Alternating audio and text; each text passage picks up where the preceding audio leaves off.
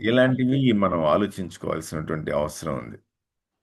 ముఖ్యంగా మన మీద, అంటే క్రైస్తవుల మీద బయట ఒక రకమైనటువంటి అనుమానం వ్యక్తం అవుతున్నటువంటి రోజుల్లో దేశభక్తి అని అంటే గనక ఆ, క్రైస్తవులకి దేశభక్తి లేదు అనేటువంటి ఒక అపవాదు వస్తున్నటువంటి రోజుల్లో మనం కొన్ని విషయాల గురించి కొంచెం జాగ్రత్తగా ఆలోచించుకోవాలి.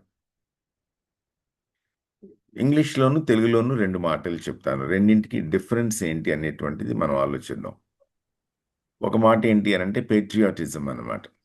దాని పేరు ఏంటి, దానికి తెలుగు వర్డ్ ఏంటి అని అంటే దేశభక్తి. రెండవ మాట ఏంటి అని అంటే నేషనలిజం. దాని మీనింగ్ ఏంటంటే జాతీయతావాదం. ఆ, దేశభక్తి అని అంటే భారతదేశం పట్ల, ఎవరి దేశం పట్ల వాళ్ళు గౌరవం కలిగి ఉండటం, భక్తి కలిగి ఉండటం, మర్యాద కలిగి ఉండటం, శ్రద్ధ కలిగి ఉండటం, ఆసక్తి కలిగి ఉండటం, ఇష్టపడడం, దేశం కోసం ఏదో ఒకటి చేయాలి అని చెప్పి తాపత్రయపడడం. జాతీయవాదం అని అంటే అర్థం ఏంటి అని అంటే ఆ, మన జాతికి మించి ఇంకా వేరే ఏ విధమైనటువంటి జాతి భూమి మీద లేదు. మనమే గొప్ప ఏమైనా సరే. మన తర్వాతనే మిగిలిన వాళ్ళంతా. సో, దానితోటి మనల్ని పరిపాలించే వాళ్ళే ప్రపంచంలోకెల్లా అందరికంటే మిన్న. వేరే జాతులు వాళ్ళెవ్వరు పనికిరారు అనేటువంటి థింకింగ్ అనమాట. ఈ రెండవది ప్రపంచం యావత్తు ఆయా రకాలైనటువంటి వెర్రితలలు వేయటం, వికృతమైన రూపాలు ధరించడం మనం చూస్తా వస్తాం. చరిత్ర మనం చదువుకున్నట్లయితే. బైబిల్ ఏం నేర్పిస్తుంది అనంటే, మీ దేశాన్ని ప్రేమించండి అనేది మనకి ఎలా నేర్పిస్తుందో మనం ఆలోచిద్దాం. అది అది చూడడానికి ప్రయత్నం చేద్దాం. నేను యూజువల్‌గా ఏదైనా సరే ఒక అంశం తీసుకున్నప్పుడు, ఏదైనా ఆలోచన తీసుకున్నప్పుడు దానికి ఆహ్, మొదలు ఎక్కడుండి ఉంటది బహుశా అనేది వెతకడానికని ట్రై చేస్తాను. నాకు ఆహ్, బైబిల్ నేర్పించినటువంటి పెద్దలు కూడా అదే నేర్పించారు. ఏమంటారు అనంటే, first appearance in the Bible. బైబిల్‌లో మొదటిసారి ఇది ఎక్కడ కనబడుతుంది అని చెప్పి. ఇది నేనెక్కడికి తీసుకొని వెళ్తానంటే, బైబిల్‌లో ఉన్నటువంటి మొదటి 3 అధ్యాయాలు మనకి చాలా కీలకమైనటువంటి అధ్యాయాలు అనేటువంటిది నా ఆలోచన. మనకి బైబిల్ మొత్తం అర్థం కావాలి. ఏదైనా సరే ఒక డాక్ట్రిన్ మనం స్పష్టంగా తెలుసుకోవాలి. అంటే మనకి కావాల్సిందేంటి అనంటే బైబిల్‌లో ఆ మొదటి 3 అధ్యాయాలు. ఆల్ ఫస్ట్ థింగ్స్ అనమాట. బుక్ ఆఫ్ బిగినింగ్స్ అని అంటాం. జెనసిస్‌ని మన ఆదికాండాన్ని పట్టుకొని. సో, అన్ని ఫస్ట్స్ దానిలో కనబడతాయన్నమాట మనకి. దేవుడు ఆదికాండం మొదటి అధ్యాయం 26వ వచనంలో మాట్లాడినటువంటి మాటలన్నమాట. మన స్వరూపమందు మన పోలిక చొప్పున నరులను చేయుదుము. వారు సమస్తాన్ని ఏలుదురుగాక అని చెప్పి 2 మాటలు స్పష్టంగా మనకి ఆ వాక్యంలో కనబడతాయి. అది దేవుడు మన గురించి ఆహ్, తలపోసినటువంటి తలంపనమాట. ఆయన యోచన, ఆయన ఆలోచన అనమాట అది. దానిలో మనం 2 విషయాల్ని గమనించుకోవాలి. మొదటి విషయం ఏంటి అనంటే ఆహ్, పోలికని, స్వరూపాన్ని ఇస్తున్నాడు దేవుడు మనకి అనంటే, మనం ఎవరిమి అనంటే ఆయన కుటుంబం అని చెప్పి. ఆయన మనకి నాన్న, మన తండ్రి. సో, 1:26లో మనకి ఇవ్వబడినటువంటి పోలికను బట్టి, స్వరూపాన్ని బట్టి మనం ఏమయ్యాము అనంటే, భూమి మీద ఆయన కుటుంబం అయ్యాం. ఇది దేవుడు కావాలి అని చెప్పి అభిప్రాయపూర్వకంగా, ఉద్దేశ్యపూర్వకంగా భూమి మీద చేసినటువంటి ఏర్పాటు. 6 రోజులు అన్నీ చేసిన తర్వాత, ఆరో రోజు చివరికి మనల్ని తయారు చేసినప్పుడు ఆయనకి కలిగినటువంటి తలంపనమాట ఇది. సో, ఒకటేంటంటే God is our father. We are his family on this earth. ఇది ఒకటి. అయితే ఉత్తినే ఇచ్చాడా మనకి తన పోలికని, తన స్వరూపాన్ని అనంటే, అదేమి ఉత్తినే ఇచ్చింది కాదు. పనిగట్టుకునిచ్చింది. ఎందుకోసం? ఒకటేంటి అనంటే, ఆయన మనం ఏమవ్వాలి అని కోరుకున్నారు అనంటే, మనం ఆయన తరఫున ప్రతినిధులంగా భూమి మీద ప్రభుత్వం చేయాలి అని అనుకున్నారనమాట. సో, రెండవది మనం దానిలో నుంచి గ్రహించాల్సినటువంటి ఆలోచన ఏంటి అనంటే, we are his government on this earth. మనం భూమి మీద ఆయన ప్రభుత్వానివనమాట. ఒకటేమో ఆయన కుటుంబం, రెండేమో ఆయన ప్రభుత్వం. ఎవరు మనం అనంటే ఆయన పిల్లలు మనం. ఈ భూమి, ఈ సృష్టి యావత్తు ఎవరివి అనంటే దేవునివి. మనం ఆయన పిల్లలం కాబట్టి ఎవరివవన్నీ అనంటే గనక ఇవన్నీ మనమనమాట. అంటే మనం నివసిస్తున్నటువంటి ఈ భూమి గాని, ఈ దేశం గాని, మన చుట్టూ ఉన్నటువంటి ఈ వ్యవస్థలు ఇవన్నీ గాని ఎవరివి అనంటే మనమనమాట ఇవన్నీ. మనం ఆయన పిల్లలమే. మనం ఏం చేయాలి వీటన్నింటిని? మనం వీటన్నింటిని కూడా గవర్న్ చేయాలి. వీటి మీద ప్రభుత్వం చేయాలి మనం. పరిపాలన చేయాలి. వీటిని జాగ్రత్తతోటి లైన్‌లో పెట్టుకోవాలి. ఎక్కడ ఏ విధమైనటువంటి ఆటంకాలు, వ్యతిరేకతలు తయారు కాకుండా జాగ్రత్తగా చూసుకుంటా ఉండాలి. ఎవరు అసలు రాజుగారు? రాజుగారు దేవుడు. రాజుగారి ప్రమాణాలకి తగినట్లుగా మనం భూమిని ఆయనకి అదుపులోకి తీసుకొని రావాలనమాట. అందుకే 28వ వచనం మాట్లాడేటప్పుడు దేవుడు స్పష్టమైనటువంటి మాటలు మాట్లాడారు. 28వ వచనంలో ఏమనుంటది? దేవుడు వారిని ఆశీర్వదించును. ఎట్లనగా మీరు ఫలించి, అభివృద్ధి పొంది, విస్తరించి, భూమిని నిండించి, దానిని లోబరుచుకోండి. అంటే ఏం చేయాలి? భూమిని యావత్తును మనం సబ్జుగేట్ చేయాలి. సబ్డ్యూ చేయాలి. లోబరుచుకోవాలి. అదంతా మన ఆధీనంలోనికి తెచ్చుకోవాలి. ఆధీనంలో లేని దాన్ని ఆధీనంలోనికి తీసుకోవాలనమాట. అంటే ఇప్పుడు మనం ఈ విషయాల్ని ఆలోచించడానికని చెప్పి ప్రయత్నం చేద్దాం. ఏమనంటున్నాడు? భూమిని నింపమంటున్నాడు. ఎవరితోటి నింపమంటున్నాడు? మనలాంటి వాళ్ళతో మనల్ని ఫలించమన్నాడు. మనల్ని అభివృద్ధి చెందమన్నాడు. మనల్ని విస్తరించమన్నాడు. అంటే నంబర్స్ పెరగాలనమాట. నంబర్స్ పెరిగేటప్పుడు, సంఖ్య పెరిగేటప్పుడు ఎలాంటి వాళ్ళతో పెరగాలి? ఇక్కడ 2 మాటల్ని పరిచయం చేస్తాను మళ్ళీ మీకు. ఒకటేంటి అనంటే మల్టిప్లికేషన్ అనమాట. అంటే నంబర్లు పెరగటం, సంఖ్య విస్తరించడం అనమాట. ఎలాంటి వాళ్ళతోటి అనంటే మీరు, మీరు అనంటే దేవుని పోలికలో చేయబడినటువంటి ఆదాం, హవ్వలనమాట. ఈ దేవుని పోలికలో చేయబడినటువంటి వాళ్ళు విస్తరించడం అంటే అర్థం ఏంటి అనంటే, దేవుని పోలికలో ఉన్నటువంటి వాళ్ళు భూమి యావత్తు నింపటం అనమాట. దీన్నేమంటాము? రెప్లికేషన్ అని అంటాం. రెప్లికేషన్ అంటే ఏమీ లేదు. నీలాంటి వాళ్ళని నలుగురిని తయారు చేయటం అనమాట. నువ్వెవరివి? యేసుక్రీస్తు ప్రభు రక్తంలో కడగబడి, ఆయన విశ్వాసిగా, ఆయన శిష్యుడిగా, శిష్యురాలిగా భూమి మీద గడుపుతున్నావు. నీలాంటి వాళ్ళని నలుగురిని తయారు చేయటం. అంటే నీలాంటి వాళ్ళని సంఖ్య విస్తరించేలా చేయటం. సో, భూమి యావత్తు ఎలాంటి వాళ్ళతోటి నిండాలి? దేవుని పోలికలో సృజించబడినటువంటి వాళ్ళతోటి నింపబడాలి. మీకు డౌట్ రావాలి. అదేంటి మరి మూడో అధ్యాయంలో పాపమొచ్చింది గదా! మనిషి దేవుడి పోలికను కోల్పోయాడు. కోల్పోయినటువంటిది అంటే కోల్పోవడం అనంటే దేవుని పోలిక మనిషిలో డిస్టర్బ్ అయింది కదా! అని చెప్పి మీరనొచ్చు. అవును. డిస్టర్బ్ అయింది. కానీ ఆ తర్వాత మరి మూడో అధ్యాయంలోనే మనకెవరు కనబడతారు? యేసుక్రీస్తు ప్రభువుగా నేను రాబోతున్నాను మీకోసమని ఆయన వాగ్దానం మనకు కనబడింది. అది ఎక్కడ నూతన నిబంధనలో నెరవేరింది. సో, ఇప్పుడు మనం ఎవరిమి అనంటే యేసుక్రీస్తు ప్రభు పోలికలోనికి మార్చబడుతున్నాం. నెమ్మదిగా మార్చబడుతున్నాం అనమాట. మార్చబడుతూ ఉంటే ఆయన పోలికలోనికి మార్చబడుతూ ఉన్నటువంటి మనలాంటి వాళ్ళతోటి ఈ భూమి ఇప్పుడు నిండాలనమాట. ఇది మొట్టమొదటి విషయం మనం గుర్తుపెట్టుకోవాల్సింది.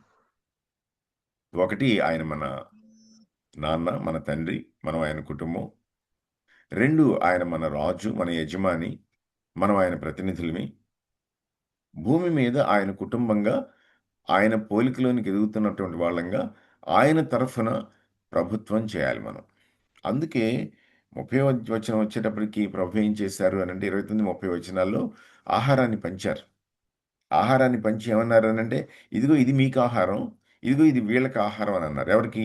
మిగిలినటువంటి జంతుజాలం అంతటికి. పశువులకి, పక్షులకి, మృగచరాలకి, లేకపోతే నీళ్ళలో తిరిగే వాటన్నిటికీననమాట. అంటే ఎవరికి ఏర్పాటు చేసింది వాళ్ళు అనుభవించేలా చూడాల్సిన బాధ్యత ఎవరిది అనంటే మనదనమాట. మనం చూసుకోవాలి. ఎవరు మనం? ఆయన పోలికలో ఉన్న వాళ్ళని, లేదా ఆయన పోలికలోనికి పెరుగుతున్నటువంటి వాళ్ళని. సో, ఇది చాలా గురుతరమైనటువంటి, ఘనమైనటువంటి బాధ్యత. సో, మనం ఆలోచించాలి. భారతదేశం ఎవరిది అనంటే, ఒరిజినల్‌గా ఎవరిది? దేవుని ప్రణాళిక చొప్పున మనది. మనం ఎవరిమి? యేసుక్రీస్తు ప్రభు పోలికలో తయారు చేయబడినటువంటి తయారు చేయబడుతున్నటువంటి వాళ్ళమి. ఆయనలో ఎదుగుతున్నటువంటి వాళ్ళమి. ఆయన భూమిని ఎలా ప్రేమిస్తాడో, ఆయన ఆ భూమి కోసం సృష్టించిన మనుషుల్ని ఎలా ప్రేమిస్తాడో, మనం కూడా ఆ విధంగా ప్రేమించాలనమాట. మనం కూడా వనరుల్ని జాగ్రత్తగా చూసుకోవాలనమాట. ఆ వనరుల్ని మనం దేవుడు అప్పగించినటువంటి బాధ్యత చొప్పున, జ్ఞానం చొప్పున జాగ్రత్తగా వాడుకోవాలి. వాటిని జాగ్రత్తగా పంచాలి. ఇది మనం చూసుకోవాల్సినటువంటి విషయం. మొదటి విషయం అనమాట. సరే బావుంది. ఇప్పుడు రెండో అధ్యాయం 2, 3 వచనాలు గమనించినట్లయితే, ఆ 2, 3 వచనాల్లో దేని గురించి రాయబడింది అనంటే, దేవుడు తాను చేసిన తన పని అంతటిని సంపూర్తిగా 6 దినములుగా పూర్తి చేసి, 7 దినమున విశ్రమించాడు అనేటువంటి మాటలు కనబడతాయి మనకి. ఆ మాటలు 2 సార్లు రాయబడినాయన్నమాట. రిపీట్ చేయబడినాయి. దేవుడు తన పని, తన పని, తన పని. దేవుడు చేసిన పనేంటి? ఏమీ లేని దానిలో నుండి, శూన్యంలో నుండి సృష్టించుకొచ్చాడన్నమాట దేవుడు. ఈ పనికి ఉపయోగించబడినటువంటి మాటకి 2 అర్థాలున్నాయన్నమాట. ఒకటేంటి అనంటే, ఉత్పత్తి చూపించటం. పనంటే ఊరికనే శ్రమ పడటం అని కాదు. ఆ శ్రమ ద్వారా వచ్చినటువంటి ఫలితం అనమాట. పంటనమాట. అంటే ఆహ్, ఇంట్లో మదర్ ఏం చేస్తది అనంటే, గబగబా బియ్యం కడిగి పొయ్యి మీద పెడతది. కొద్దిసేపటి తర్వాత జాగ్రత్తగా అది ఉడికి తయారైనటువంటి సమయం చెక్ చేసుకొని, దాన్ని దించి పెడతదనమాట. పని అంటే ఇక్కడ అర్థం ఏంటి అనంటే, ఆమె చేసిన కష్టం వలన తయారైనటువంటి అన్నం అనమాట. రైసు అంటే గింజలు తినేటువంటి ఆహారంగా తయారవ్వడం. సో, దేవుడి పనికి అర్థం ఏంటి అనంటే, ఒకటే అర్థం ఏంటి అనంటే ఉత్పత్తి అన్నమాట. పంట, ఫలం ఏమీ లేని దానిలో నుండి, శూన్యంలో నుండి ఆయన కలగాలి అనంటే కలిగినియి అనమాట అవన్నీ కూడా. సరే. ఇప్పుడు రెండో విషయం ఏంటి అనంటే, అదే మాటకి రెండో అర్థం ఏంటి అనంటే, సేవ అనర్థం. పరిచర్య అనర్థం. మినిస్ట్రీ ఇంగ్లీష్ మాట. మలకహ్ ఇదనమాట హెబ్రీ మాట. ఆ హెబ్రీ మాటకున్నటువంటి భావాల్లో, అర్థాల్లో ఈ 2 ప్రాముఖ్యమైనటువంటివి. మనకు అనుమానం కలగాలి. దేవుడు సేవ చేశాడా? దేవుడు ఎవరికి సేవ చేశాడు అనంటే ఎవరి కోసం చేశాడు ఇదంతా? భూమి యావత్తు సృష్టించాడు. ఎవరి కోసం సృష్టించాడు? మన కోసం సృష్టించాడు. జంతుజాలం కోసం సృష్టించాడు. రెండో అధ్యాయం 7వ వచనంలో అందమైనటువంటి తోటలో చెట్లని 7, 8, 9 వచనాలనమాట. చూపునకు రమ్యమైనదియు, ఆహారమునకు మంచిది అయినటువంటి ప్రతి వృక్షాన్ని సృష్టించాడంట. అందం ఎవరి కోసం సృష్టించాడు? మన కోసం సృష్టించాడు. ఆహారం ఎవరి కోసం సృష్టించాడు? మన కోసం సృష్టించాడు. ఎవరికి సేవ చేస్తున్నాడాయన? మనకి సేవ చేస్తున్నాడు. దేవుడైన యెహోవా తూర్పున ఏదెనులో తోటని నిర్మించి, అందులో తాను నిర్మించినటువంటి మనిషిని ఉంచాడంట. అంటే అర్థమేంటి అనంటే, దేవుడు మనిషికి సమస్తాన్ని సిద్ధం చేసి పెట్టాడనమాట. అంటే దేవుడు మనకి పరిచర్య చేస్తున్నాడనమాట. God is a serving God అనేటువంటిది మనకు అర్థం కావాలి. పరిచర్య చేసేటువంటి దేవుడు. దానిలో నుండి మనం ఏం బయటికి తీసుకొచ్చుకుంటామంటే, సర్వెంట్ కింగ్ అనేది బయటికి తీసుకొచ్చుకుంటాం. రాజు, ఈ రాజు పెత్తనం చేసే రాజు కాదు, సేవ చేసేటువంటి రాజు. యేసుక్రీస్తు ప్రభువుకున్నటువంటి అనేకమైనటువంటి పేరుల్లో ఒక పేరు ఏదేంటి అంటే, సర్వెంట్ కింగ్ అనమాట. సరే 2, 3 వచనాల్లో దేవుడు పని చేయటం మనకి కనబడినట్లయితే, 2:15 చూడాలి మనం. 2:15లో ఏముంటది అనంటే నరుని తీసుకొని ఏదెన్‌లో ఉంచి దాన్ని సేద్యపరచుటకును, దాన్ని కాపు కాచుటకును దానిలో ఉంచెను. దాన్ని కాయడానికనమాట. ఈ 2 మాటలు మళ్ళీ గమనించుకోవాలి. ఒకటేంటంటే సేద్యం చేయమన్నాడు. తోటేసి ఇచ్చాను కదా!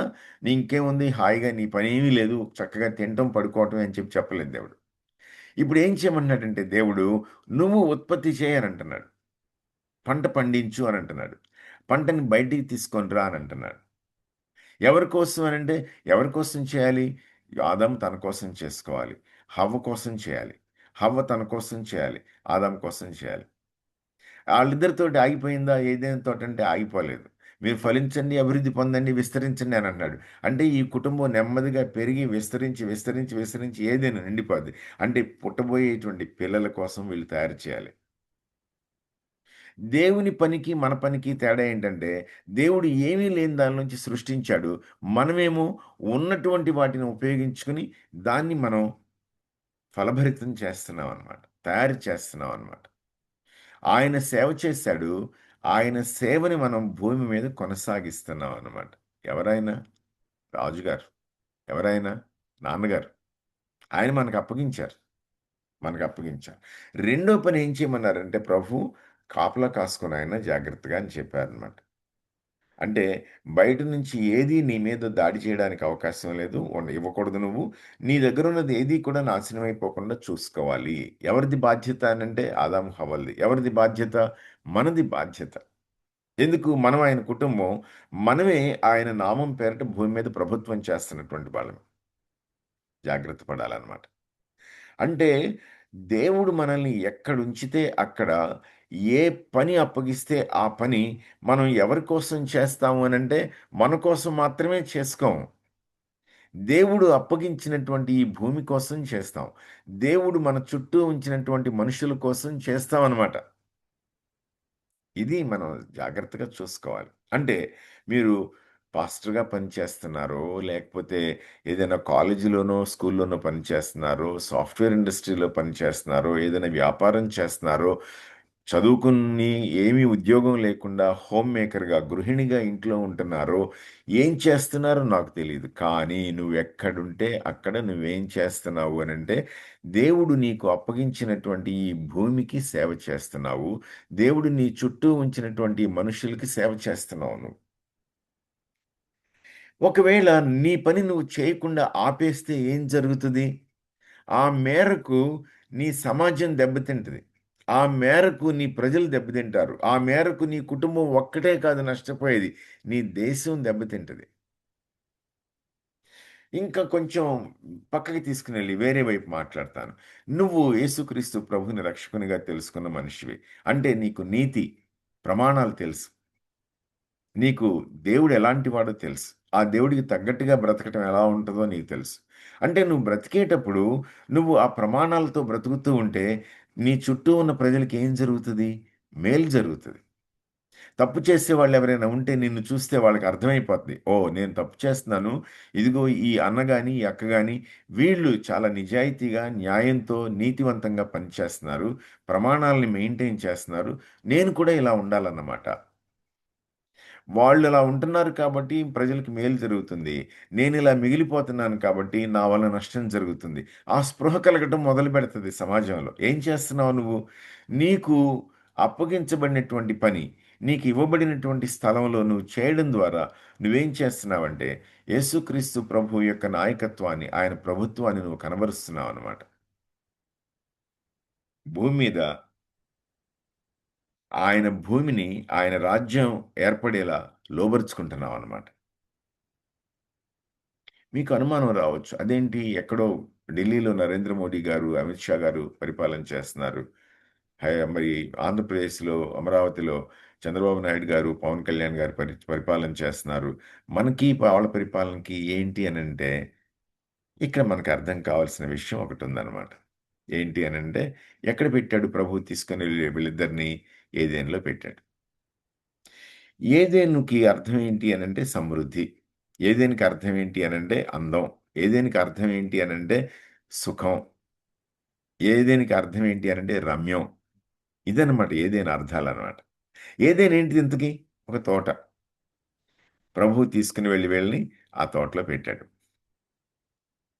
ఆ తోటలో పెట్టినటువంటి ప్రభు ఏమన్నాడనంటే, మీరు ఫలించండి, అభివృద్ధి పొందండి, విస్తరించండి అనన్నాడు. అని ఏమన్నాడు నెక్స్ట్? భూమిని నింపండి అనన్నాడనమాట. వీళ్ళెక్కడున్నారు? ఏదెన్‌లో ఉన్నారు. దేవుడు దేన్ని నింపమంటున్నాడు? భూమి మొత్తాన్ని నింపేసేయమంటున్నాడు. అంటే అర్థమేంటి? ఏదెనులో మీరు ఫలించి అభివృద్ధి పొంది విస్తరిస్తే మీకు ఏదెను స్థలం చాలదు. అందుకని మీరేం చేయాలి? ఏదెను సరిహద్దుల్ని విస్తరించాలి. విస్తరించి, విస్తరించి, విస్తరించి ఏదెను వెలుపలున్నదంతా కూడా ఏమైపోవాలి అనంటే ఏదెనులాగా తోటైపోవాలి. ఎవరి అదుపులోకి రావాలి? ఏదెనులో ఉన్న వాళ్ళ అదుపులోకి రావాలన్నమాట. అంటే దేవుని ఒరిజినల్ ప్రణాళిక ఏంటి అనంటే, ఈ భూమి యావత్తు ఏదెనులాగా అందంగా తయారవ్వటం, ఏదెనులాగా తోటగా తయారవ్వటం దేవుని ఉద్దేశ్యం అనమాట. ఎవరితోటి నిండాలి భూమి యావత్తు? దేవుని పోలికలోనికి మార్చబడుతున్నటువంటి మనలాంటి వాళ్ళతో, యేసుక్రీస్తు ప్రభు యొక్క శిష్యులతోటి, కుటుంబాలతోటి నింపబడాలనమాట. ఇది మనకి అర్థం కావాల్సినటువంటి విషయం. అప్పుడు మీరనాలి, మరి ఏదెన్‌లో లేం కదా మనం ఇక్కడ అని చెప్పి మీకు డౌటొస్తది. ఓకే. ఇప్పుడు మూడో విషయం మాట్లాడుతున్నాను. మూడో విషయం ఏంటి అనంటే, రెండో అధ్యాయం. దేవుడు మొత్తం అంతా అప్పగించి, రెండో అధ్యాయం చివరిలోకొచ్చేటప్పటికి ఏం కనబడతది అనంటే, రెండో అధ్యాయం 16 వచనంలో ప్రభు ఏం చేశాడనంటే, బాబు ఈ తోటలో ఉన్నటువంటి ఏ చెట్టుదైనా సరే ఏమి అనుమానం లేకుండా హాయిగా తినేసేయచ్చు నువ్వు. ఒకే ఒక చెట్టు మాత్రం ముట్టడానికి వీల్లేదు. అది ముట్టావంటే గనక నీకు నాకు దూరం వచ్చేస్తుంది. అక్కడ తెలుగు మాట చక్కగా ఏం రాసింది? దాన్ని తినుదినమన్న నీవు నిశ్చయముగా చచ్చెదవు. అంటే నా నుండి నువ్వు దూరం అయిపోతావు. నాలో ఉన్నటువంటి జీవం ఇక నీలో ఉండదు. నీకు నాకు ఎడం దూరం వస్తది అని చెప్పాడనమాట దేవుడు.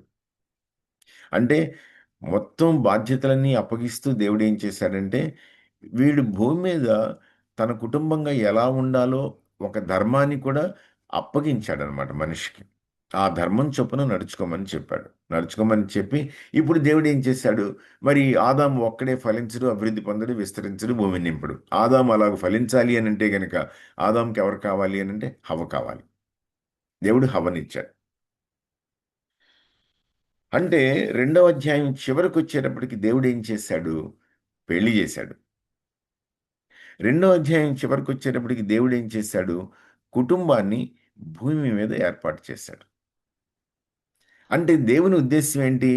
మొదటి అధ్యాయంలో ఉన్నటువంటి 26వ వచనంలో ఉన్న ఆ కోరిక, ఏ కోరిక?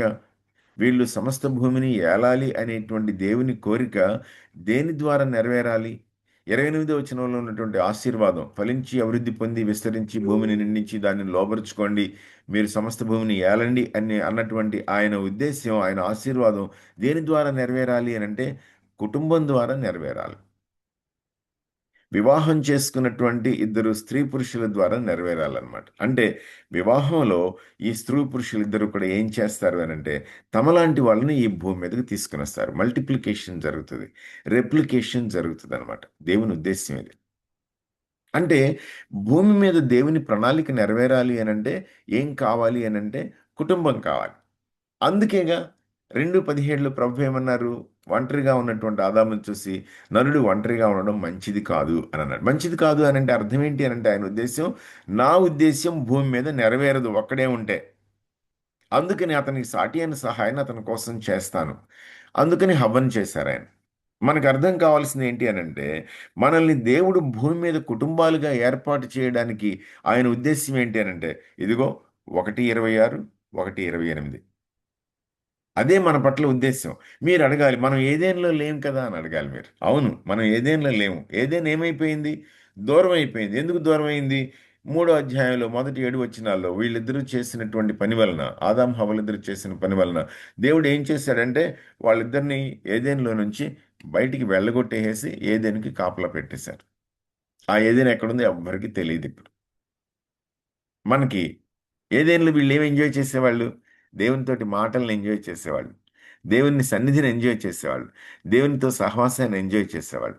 దేవుడొచ్చి చక్కగా వీళ్ళతోటి కబుర్లు చెప్పి వెళ్తా ఉండేవాడు.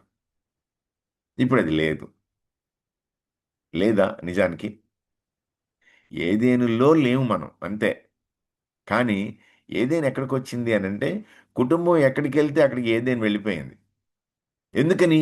మూడో అధ్యాయం 15వ వచనంలో ప్రభు ఏం చేశారు అనంటే, ఇదిగో నీకును నీ సంతా నీ నీ నీ సంతాన నీకును స్త్రీకిని ఆహ్, స్త్రీ సంతానానికి నీకు మధ్య వైరం కలుగు చేస్తాను అని చెప్పి ఎవరి గురించి మాట్లాడుతున్నారు అక్కడనంటే యేసుక్రీస్తు ప్రభు గురించి మాట్లాడుతున్నారు. నువ్వు ఆయన్ని మడిం మీద కొడితే ఆయన నిన్ను తల మీద కొడతాడు అని చెప్పి. అక్కడ అది అని ఉంటది. అదికి తల మీద ఒక చిన్న నంబర్ ఉంటది. 1 అని చెప్పి మీరు ఆ పేజీకి అడుగున చూసుకున్నట్లయితే ఆయన ఎవరి గురించి మాట్లాడుతున్నాడు దేవుడు ముందుగానే ఆదాము హవ్వలతోటనంటే యేసుక్రీస్తుని వాగ్దానంగా ఇవ్వడం అన్నమాట. ఆయనే రాబోతున్నాడు భూమి మీదకి అని చెప్పి. ఇప్పుడు ఏదైనా ఎక్కడుంది అనంటే యేసుక్రీస్తు ప్రభుని రక్షకునిగా ఎరిగినటువంటి కుటుంబాలు ఎక్కడుంటే అక్కడ ఏదైనా ఉందన్నమాట. అంటే మీరు అమలాపురంలో ఉన్నారు, ఓడలరేవులో ఉన్నారు, హైదరాబాద్‌లో ఉన్నారు, తెనాలిలో ఉన్నారు. ఎక్కడుంటే అక్కడ మీ కుటుంబం ఎక్కడుంటే అక్కడ ఏదెను ఉందన్నమాట. ఇప్పుడు దేవుడు ఏమంటున్నాడు? ఏదెను సరిహద్దుల్ని విశాలపరచండి అని అంటున్నాడు. ఏదెను సరిహద్దుల్ని విస్తరింపచేయండి అని అంటున్నాడు. అంటే మీ ద్వారా భూమి ఏదెనుగా మారేటువంటి పనిని నిర్వర్తిస్తూ ఉండండి. ఎక్కడుంటే అక్కడ నిర్వర్తించండి అని అంటున్నాడన్నమాట. ఇది మనం హ్మ్. మన మనసుకి తీసుకోవాల్సినటువంటి విషయం.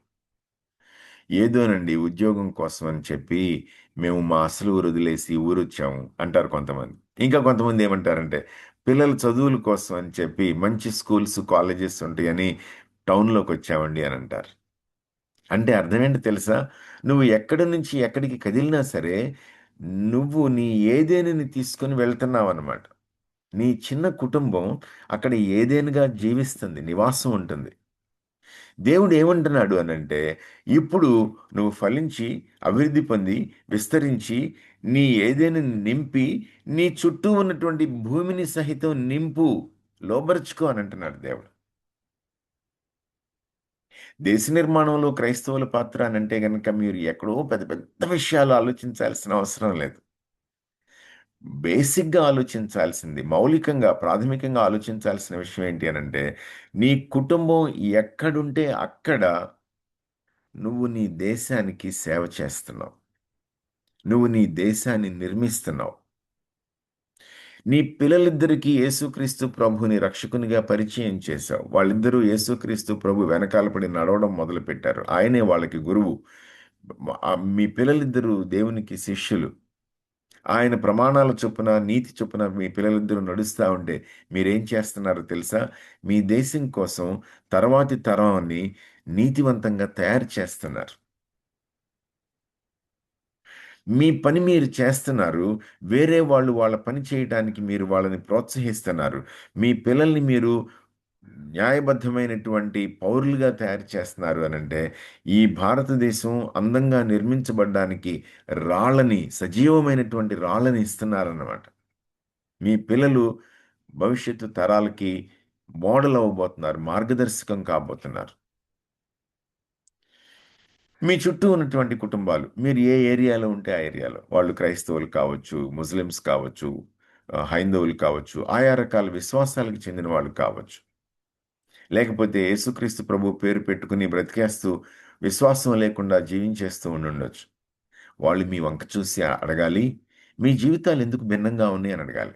మీరేంటి తేడాగా ఉన్నారు? మీరేంటి మిగిలిన వాళ్ళలాగా లేరు? మీరేంటి ఇంత ఖచ్చితంగా ఉంటున్నారు? మీ మాటలేంటి ఇంత బావుంటున్నాయి? మీ మొఖాల మీద ఎందుకు చిరునవ్వు ఉంటుంది? మీరెందుకని ప్రతిదాన్ని ఇంత శ్రద్ధగా చేస్తున్నారు? వాళ్ళు మిమ్మల్ని అడగాలి.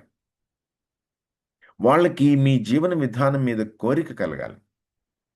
మీ వైపు చూసి వాళ్ళేమడగాలి అనంటే, మాకు కూడా ఇలాంటి జీవితం కావాలని అనిపిస్తుందండి అనాలనమాట. అంటే అర్థమేంటో తెలుసా? ఏదైనా యొక్క స్పృహని మీరు వాళ్ళలో కలిగిస్తున్నారు. వాళ్ళని నెమ్మదిగా మనకి ఈ ప్రభుత్వాన్ని అప్పగించిన మన రాజు, మన దేవుని వైపు మీరు వాళ్ళని ఆకర్షిస్తున్నారు. ఆయన మంచి దేవుడు. ఈ భూమి యావత్తుకి ఆయనే దేవుడు. మీరు ఆయన కుటుంబంలో సభ్యులు కండి అని చెప్పి మీరు వాళ్ళని తీసుకొస్తున్నారు. ఏం చేస్తున్నారు మీరు? ఏదైనా యొక్క సరిహద్దుల్ని విస్తరింప చేస్తున్నారు. భూమి యావత్తు ఏదేనుగా మార్చేటువంటి ఆ పనిని మీరు సమర్థవంతంగా నిర్వర్తిస్తున్నారు. గుర్తుపెట్టుకోండి. ప్రతి ఆదివారం సంఘంలో వాక్యం చెప్పే పాస్టర్ గారో, లేకపోతే మీటింగ్స్‌లో సువార్త చెప్పే సువార్థికులో, లేకపోతే ఆయా మీటింగ్స్‌లో వాక్యం చెప్పే బైబిల్ టీచర్సో సమాజాన్ని నిర్మిస్తున్నారు అనంటే, అది వాళ్ళతోటే ముగిసిపోవటం లేదు. గుర్తుపెట్టుకోవాలి. యేసుక్రీస్తు ప్రభు పోలికలోనికి మార్చబడుతున్నటువంటి మీలో ప్రతి ఒక్కరూ కూడా మీ సంఘాన్ని, సమాజాన్ని నిర్మించటం కోసం అని చెప్పి మీకు దేవుడు బాధ్యత అప్పగించాడు. ఇప్పుడు క్విక్‌గా నేనొక ముగ్గురు వ్యక్తుల గురించి చెప్తాను. ఎవరు మొదటి వ్యక్తి అంటే ముగ్గురు కూడా ఎవరు మొదటి వ్యక్తి అనంటే ఆహ్, యోసేపు. రెండో వ్యక్తి ఎవరు అనంటే దానియేలు. మూడో వ్యక్తి ఎవరు అనంటే ఎస్తేర్. ఎవరు వీళ్ళు? తమ స్వస్థలాల నుండి వేరు చేయబడినటువంటి వాళ్ళు. తమ కుటుంబాలకి దూరం చేయబడినటువంటి వాళ్ళు. ఇంకొక విధంగా చెప్పాలి అనంటే, శత్రువు రాజ్యంలోనికి బలవంతంగా తీసుకుపోబడినటువంటి వాళ్ళు వీళ్ళు. వీళ్ళు ముగ్గురు కూడా. అది ఏ వయసులో? మంచి యవ్వనంలో ఉన్నప్పుడనమాట. అసలు యోసేపు ఐగుప్తులో అడుగుపెట్టే నాటికి అతని వయస్సు 17, 18 సంవత్సరాలుంటాయని చెప్పి బైబిల్ చెప్తుంది. 30 ఏళ్ళకి ఏమైపోయాడు అనంటే ప్రధానమంత్రి అయిపోయాడు. దానియేలు కూడా అంతే. 13, 14 సంవత్సరాల వయస్సులోనో, మహా అయితే గనక 17 సంవత్సరాల వయస్సులోనో బబులోను రాజు ఎంపిక చేసుకున్నాడు. ట్రైనింగ్ ఇవ్వటం కోసం అని చెప్పి. మన ఈ ఎవరు ఆ, ఈమె ఎస్తేరు కూడా అంతే. ఎస్తేరు సెలెక్ట్ చేయబడి తీసుకుని వచ్చే టైంకి ఎంత వయసు ఉండి ఉంటుంది అని అంటే 18 ఏళ్ళు ఉండి ఉంటుంది. ఆమె రాణి అయ్యేటప్పటికి 5 సంవత్సరాలు అట్లా గడిచి ఉండి ఉంటుంది. 4-5 సంవత్సరాలు గడిస్తే 22-23 సంవత్సరాల వయసు ఉండి ఉంటుంది. ముగ్గురు అనమాట. నేను ముగ్గురు గురించి ఎందుకు మాట్లాడుతున్నాను అని అంటే, ముగ్గురు కూడా శత్రువు యొక్క రాజ్యంలో అత్యున్నతమైనటువంటి స్థానానికి ఎదిగారు వాళ్ళు.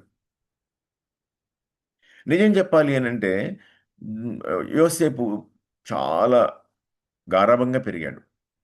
వాళ్ళ అమ్మకి చాలా కాలం పాటు పిల్లలు లేరు. వాళ్ళ నాన్నకేమో వాళ్ళ అమ్మంటే ఒక రకమైన పిచ్చి. ఆమె కోసమే 14 ఏళ్ళు ఏమీ వెనకాడకుండా పనిచేసి ఆమెని భారీగా సంపాదించుకున్నాడు. ఆమెకేమో పిల్లలు లేరు. చాలా కాలం పాటు పిల్లలు లేరు. ఎప్పుడో దేవుడిని వేడుకుంటే దేవుడు వీళ్ళని కరుణించి యోసేపునిచ్చాడనమాట. యోసేపునిస్తే ఆ, వాళ్ళమ్మ ఇంకొక కొడుకు పుట్టే సమయానికి చనిపోయింది. సో తల్లి ప్రేమ ఈయనకి పెద్దగా తెలియదు. ఎవరు తెలుసు? నాన్నే తెలుసు. నాన్న బాగా చూసుకుంటున్నాడు. ఎందుకంటే తల్లి లేని పిల్లాడు. లేక లేక పుట్టిన కొడుకు కాబట్టి బాగా చూసుకుంటుంటే అన్నలకి కచ్చి వచ్చేసింది, కోపం వచ్చేసింది.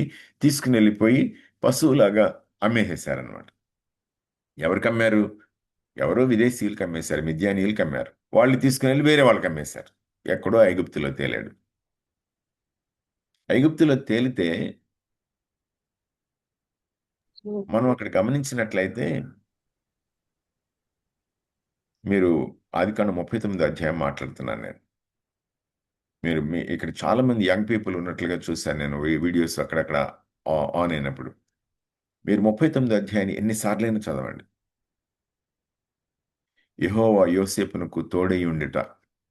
యెహోవా యోసేపునకు తోడై ఉండుట. ఆయన యోసేపుకి తోడై ఉన్నాడు కాబట్టి యోసేపు వర్ధిల్లుచు పోతీఫర్ ఇంట్లో ఉన్నాడంట. యెహోవా యోసేపునకు తోడై ఉండెననియు, దానిని బట్టి యోసేపు చేసిన ప్రతి పని కూడా సఫలమవుతుందని చెప్పి పోతీఫర్ గమనించాడంట. అంటే ఎక్కడో యాకోబు దగ్గర ఉండాల్సినటువంటి కొడుకు ఇక్కడ పోతీఫర్ దగ్గరికి పనోడి కింద బానిస కింద వచ్చేస్తే, దేవుడు ఎక్కడికి వచ్చాడు అని అంటే యోసేపుతో పాటు ఐగుప్తుకు వచ్చాడు. పోతీఫర్ ఇంట్లో ఉండడం మొదలుపెట్టాడు. యోసేపు చేసే ప్రతి పనిని కూడా యోసేపు శ్రద్ధగా పనిచేస్తున్నాడు. యోసేపు చేసే ప్రతి పనిని దేవుడు సక్సెస్ చేస్తున్నాడు. యోసేపుని లిఫ్ట్ చేయటం మొదలుపెట్టాడు దేవుడు. ఇంటి మొత్తం మీద మేనేజర్ అయ్యాడు. చీఫ్ బట్లర్ అయ్యాడనమాట. అకస్మాత్తుగా శోధన వచ్చింది. శోధన వస్తే అతను ఒకే ఒక మాట ఏమన్నాడు అని అంటే, ఘోరమైన దుష్కార్యం చేసి దేవునికి విరోధంగా నేను పాపం మూటగట్టుకోలేను అని అన్నాడు. అంటే నేను దేవుడికి తగ్గట్టే బ్రతుకుతాను అని అన్నాడు. తీసుకుని వెళ్ళి ఎక్కడ పడేశారు? జైల్లో పడేశారు. దేవుడు ఎక్కడికి వెళ్ళాడు? జైలుకి వెళ్ళాడు. ఉంటదన్నమాట ఆ మాట. జైల్లో ఉంటేనంట యెహోవా అతనికి తోడై ఉన్నాడంట అక్కడ. మళ్ళీ అతను చేసే ప్రతి పని సఫలం. జైలు అధికారికి అతని ఏళ్ల కటాక్షం కలిగిందంట. పోతీఫర్కి ఎట్లాగూ ఇంటి మొత్తం మీద నమ్మకం కలిగిందో, జైలు అధికారికి జైలు మొత్తం మీద నమ్మకం కలిగింది. ఒక ఖైదీకి జైలు మొత్తం అప్పగించేసేశాడు. నెక్స్ట్ మీరు చూసుకున్నట్లయితే ఉంటుంది చూడండి స్టోరీ. 30 ఏళ్ల వయసు వచ్చేసింది. 12 ఏళ్ళు, 13 ఏళ్ళు, లేకపోతే 10 ఏళ్ళు, లేకపోతే 5 ఏళ్ళు, లేకపోతే 6 ఏళ్ళు, లేకపోతే 4 ఏళ్ళు, ఎలా పడితే అలా ఇంకా అవుతుందా అవుతుందా అవుతుందా అనుకుంటా ఉంటే 30 ఏళ్ల వయసు వచ్చేటప్పటికి ఇప్పుడు ఫరోకి నమ్మకం కలిగింది ఈ కుర్రాడి మీద. ఐగుప్తు మొత్తాన్ని అప్పగించేసాడు. ఐగుప్తుని అప్పగిస్తే ఎందుకు అప్పగించాడో తెలుసా? యోసేపు ఏం చేశాడో తెలుసా? యోసేపు ఐగుప్తుకి అన్నం పెట్టాడు. ఇది మనం అనుకోవాల్సిన మాట అన్నమాట. 7 ఏళ్ల పాటు భోజనం చేయడానికి ఐగుప్తుకి అవకాశం లేకపోతే ఐగుప్తు మొత్తానికి కూడా ఆహారం రెడీ చేసి పెట్టాడు యోసేపు. ఎవరి కొడుకు? దేవుడి కొడుకు. ఎక్కడి నుంచి వచ్చాడు? ఎక్కడో వచ్చి ఫరో దగ్గర ఐగుప్తులో పడ్డాడు. పోతీఫర్ ఇంటిని ఎట్లా సొంతం చేసుకున్నాడో జైలుని ఎలా సొంతం చేసుకున్నాడో ఐగుప్తు మొత్తాన్ని సొంతం చేసుకున్నాడు. నేను అందుకే మీకు చెప్తుంది. దేవుడు మీకు ఏ పని అప్పగిస్తే ఆ పనిలో మీరు మీ నైపుణ్యం అంతటిని మీ హార్ట్ అండ్ సోల్ పెట్టి పని చేయాలి. ఎక్సలెన్స్‌తో పని చేయాలి. మీరు చేసిన పని తర్వాత మళ్ళీ ఆ పనిని వేరే వాళ్ళు అంటుకోవడానికి వీల్లేదు. వాళ్ళందరూ ఏమనాలి? చూసిన వాళ్ళందరూ ఏమనాలంటే, "ఈ పని మీకంటే బాగా ఇంకెవరు చేయలేరనాలి." ఎవరి కోసం చేస్తారు మీరు? మీ ఒక్కరి కోసమే కాదు.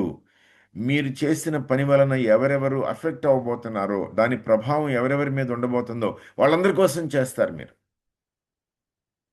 పోతీఫర్ ఇంటినంట పొలంలోనేమి, ఇంట్లోనేమి యెహోవా ఆశీర్వాదం ఉందంట. ఎవరిని బట్టి? యోసేపుని బట్టి.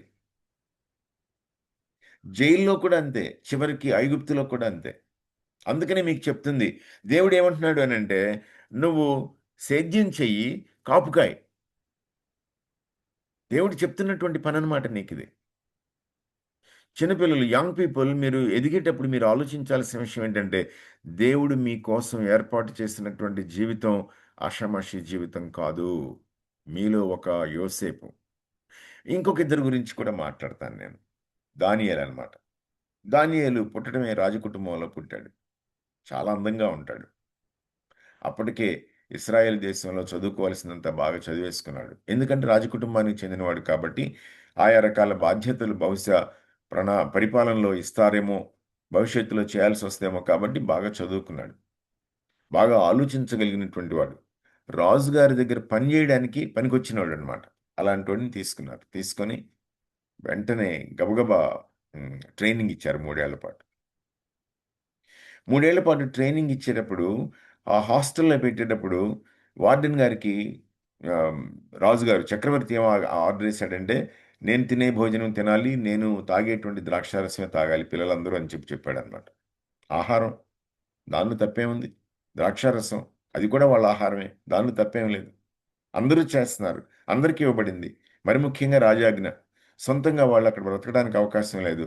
బానిసలు వాళ్ళు. వాళ్ళకి ఏం చెబితే అది చేయాల్సిందే. అయితే దానియేలేమన్నా ఊరుకున్నాడేంటి? దానియేలేం ఊరుకోలా. ఏమన్నాడు? దేవుడి దృష్టికి నేను అపవిత్రుడిని కాకూడదు అనుకున్నాడు. దానియేలుతో పాటు మరో ముగ్గురు స్నేహితులు.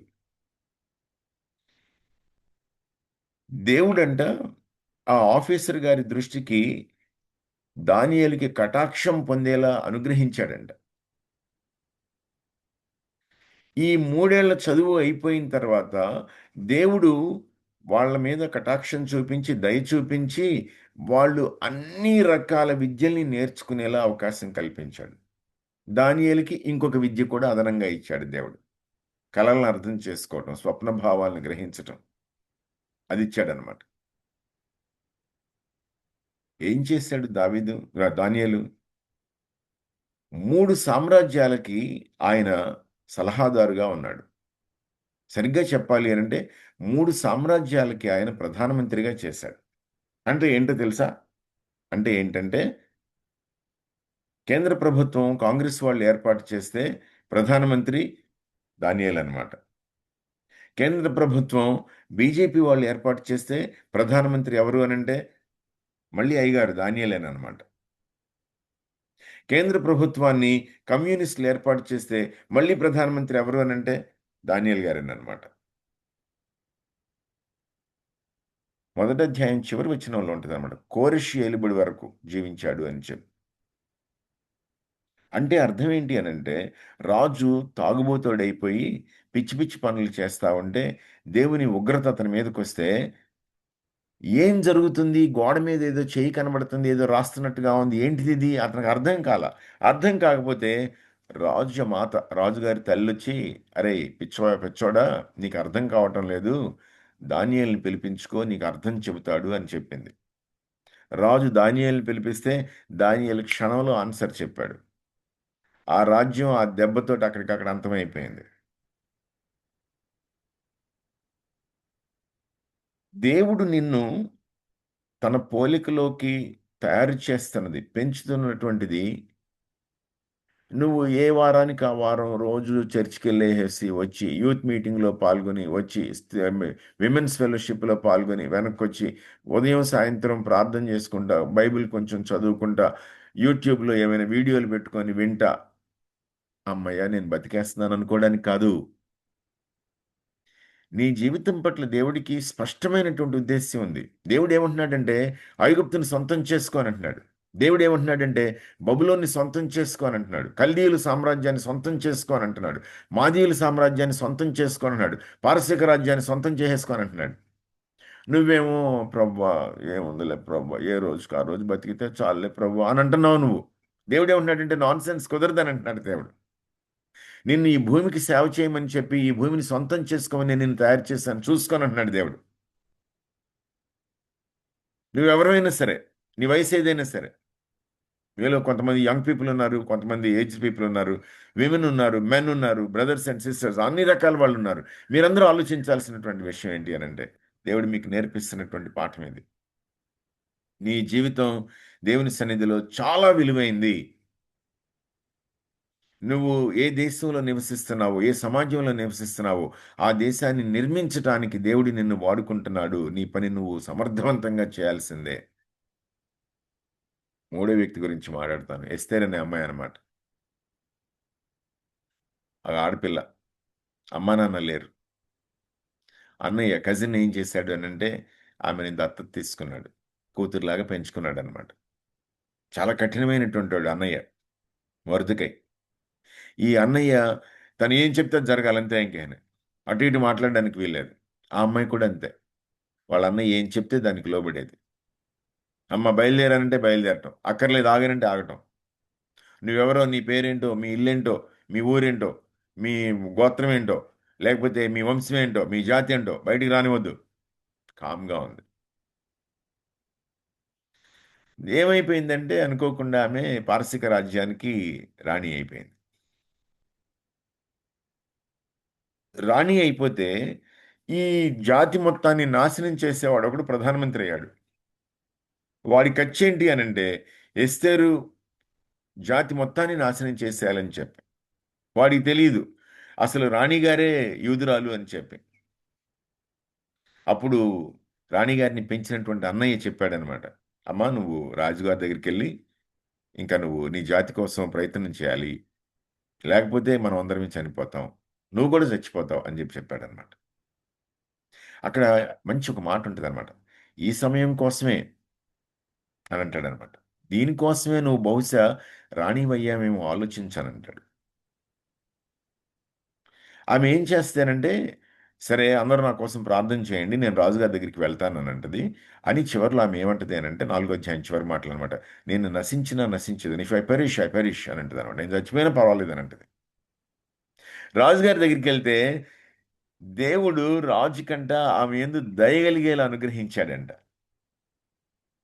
అంతే చరిత్ర ఒక్కసారి దెబ్బకి తిరగబడిపోయింది. వాళ్ళ మీదొచ్చినటువంటి జీవోలన్నీ కూడా వ్యతిరేకమైన జీవోలొచ్చేసినాయి. ఆ వ్యతిరేకమైన జీవోల్ని రాసుకోవడానికి రాజుగారు తన చేతి ఉంగరాన్ని తీసి ముద్ర అనమాట. అఫీషియల్ సీల్ అనమాట ఇది. దాన్ని తీసి ఎస్తేరుకి అప్పగించాడు. ఏం చేసుకుంటారో చేసుకొని పొండి అని అన్నాడు. నాకు నాకు సంబంధం లేదు. మీ ఇష్టం అని అన్నాడనమాట. ఒకవేళ హామాను ఆ ప్రైమ్ మినిస్టర్ అనేటువంటి వాడు వాడి ప్రణాళిక చొప్పున గనక చేసుండుంటే సామ్రాజ్యం అల్లకల్లోలం అయిపోయిండేది. కానీ దేవుడు ఏం చేశాడంటే ఆ సమయానికి ఎస్తేరుని రాణిని చేశాడు. ఎస్తేరు వాళ్ళ అన్నయ్యనేమో ఆమెకి సలహాదారుగా అక్కడ ఉంచాడనమాట. కొద్ది రోజుల తర్వాత ఏమవుతుందో తెలుసా? వాళ్ళ అన్నయ్య మొర్దెకై ఆ దేశానికి ప్రధానమంత్రి అవుతాడు. ఏం చేస్తున్నాడు దేవుడు? దేవుడు తన అనంతమైన జ్ఞానం చొప్పున, తన ప్రణాళిక చొప్పున మనుష్యుల్ని తాను ఏర్పాటు చేసుకున్నటువంటి ఈ భూమి కోసం, భూమి మీద మానవ జాతి కోసం వాడుకుంటున్నాడు. మన మీద తర్వాత ముస్లిం సోదరుల మీద ఒక అపవాదుంది.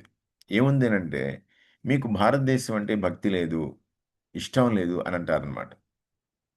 ముస్లిమ్స్‌కేమో ముస్లిం దేశాలంటే ప్రేమ, క్రైస్తవుల కంటే అమెరికా అంటే ప్రేమ అని అంటారనమాట. భారతదేశం అంటే ఇష్టం ఉండదు అనేటువంటి ఒక అపవాదు మన మీదుంది. కానీ మీరు చూసారా? ముగ్గురు నాయకుల్ని చూసాం మనం. యోసేపు ఐగుప్తు కోసం పనిచేశాడు. దానియేలు బబులోను అంటే వాళ్ళని ఓడించినటువంటి బబులోను సామ్రాజ్యం కోసం పనిచేశాడు. ఎస్తేరు తన జాతి కోసం మాత్రమే కాకుండా సామ్రాజ్యం మొత్తం బావుండటం కోసం పనిచేసింది. అంటే మీ జీవితం భూమి మీద చాలా అర్థవంతమైంది. దేవునికి మీ పట్ల ఉన్న ఉద్దేశ్యాలు చాలా చాలా ఉన్నతమైనటువంటి ఉద్దేశ్యాలు. మీరు ఉంటున్న చోట మీ కుటుంబ జీవితం సరిగా నడుస్తుంది, గడుస్తుంది అంటే మీరు మీ కుటుంబాన్ని శ్రద్ధతో నడుపుకుంటున్నారు. మీకు దేవుడిచ్చినటువంటి పనిని అది పెద్ద స్థాయి వ్యాపారమైనా, ఉద్యోగమైనా సరే, లేదా చిన్న స్థాయి పనైనా సరే, లేకపోతే గృహిణిగా ఇంట్లో ఉండటమైనా సరే, మీ పనిని మీరు సంపూర్ణంగా, సమర్థవంతంగా చేస్తన్నారు అనంటే, మీరు మీ దేశానికి సేవ చేస్తున్నట్టు లెక్క. మీరు మీ దేశాన్ని నిర్మిస్తున్నట్టు లెక్క. ఇవాళ భారతదేశం కోసం తపన పడిన క్రైస్తవుల గురించి మాట్లాడను. ఇంకెప్పుడైనా సరే ఇంకొకసారి అవకాశం కుదిరితే అప్పుడు మాట్లాడతాను. చరిత్రలోకి వెళ్ళి ఆధునిక భారతదేశాన్ని క్రైస్తవులు ఏ విధంగా ప్రభావితం చేశారు. భారతదేశం ఇలా తయారవడానికి క్రైస్తవులు ఎంతవరకు తమ స్థాయి పనిచేశారు. క్రైస్తవులు పని చేయకపోతే భారతదేశం ఏమైపోయి ఉండేది. అవి ఇంకొకసారి ఎప్పుడైనా మాట్లాడతాను. ఇప్పుడు నేనంతా మాట్లాడుతూ వచ్చింది ఏంటి అనంటే, భూమి మీద దేవుడు మనల్ని పెట్టినప్పుడు భూమి యావత్తు ఏదెన్‌గా తయారవ్వడం ఆయన ఉద్దేశ్యం. ఆ పనిలో మనం ఆయన భాగస్వాములమి.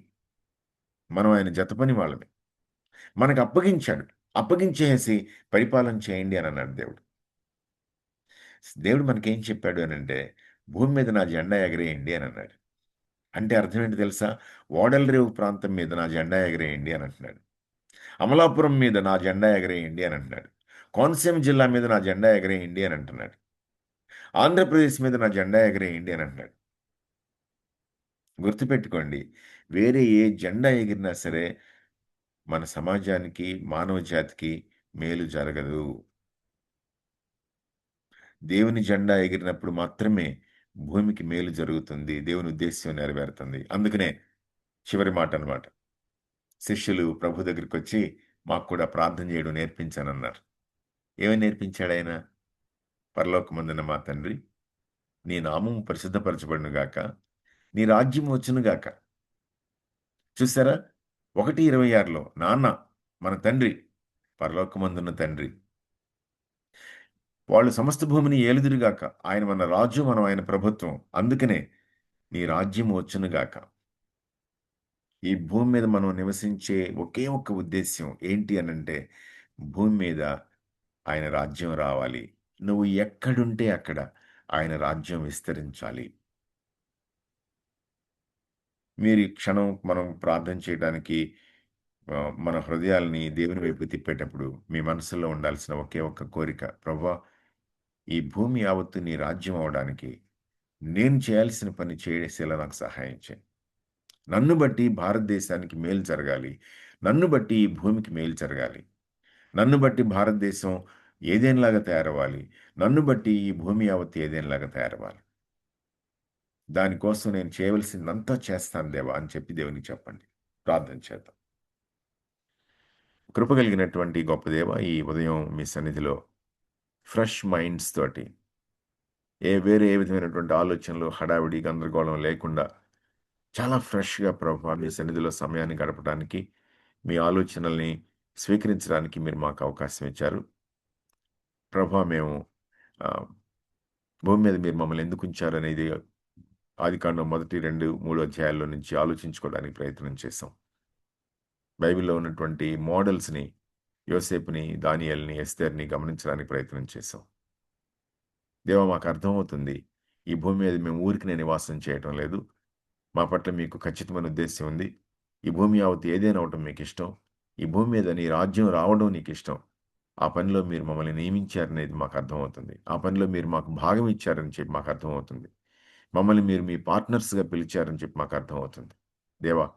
మేము ఏ పనిలో ఉన్నా సరే, ఎలాంటి వయసులో ఉన్నా సరే, ఏ విధంగా ఎటువంటి స్థితిగతుల్లో ఉన్నా సరే, ఎలాంటి సమాజంలో, ఎలాంటి ప్రదేశాల్లో మేము నివాసం ఉంటున్నా సరే, అక్కడ మేము తండ్రి ఏదైనగా మా సరిహద్దులు విస్తరించేలా, మా ప్రాంతం యావత్తు ఏదైనాగా మారేలా మేము సేవ చేయాల్సిందని, పరిచర్య చేయాల్సిందని మాకు అర్థమవుతుంది. మీకోసం మేము నమ్మకమైనటువంటి సాక్షులంగా, మీ పోలికలో ఎదుగుతున్నటువంటి వాళ్ళంగా జీవిస్తే, ఆ పని మా ద్వారా జరుగుతుందనేది మాకు అర్థమవుతుంది. సహాయం చేయండి.